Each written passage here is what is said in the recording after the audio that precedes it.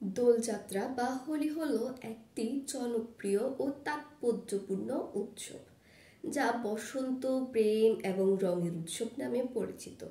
এটি রাধা ও কৃষ্ণের শাশ্বত ও ঐশ্বরিক প্রেম উদযাপন করে, যা বিশেষভাবে পরিচিত হোলিকা দহন নামে। হোলি হলো অশুভ শক্তির পরাজয় এবং শুভ শক্তির প্রতীক। এই দোল পূর্ণিমার আদি নাম হলো হোলি। হোলি নামটি এসেছে বিষ্ণু পুরাণ মতে হোলিকা রাক্ষসী থেকে। এই হোলিকা রাক্ষসী হলেন অত্যাচারী রাজা হিরণ্যকশিপুরের বোন।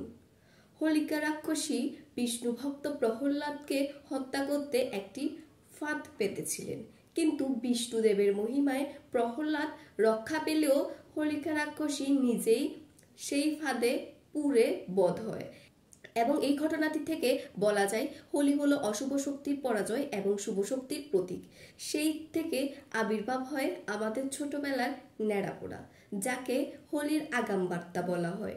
এছাড়াও রাধা এবং কৃষ্ণের রং খেলাকে হোলি বা দোলযাত্রা হিসাবে পালিত হয়।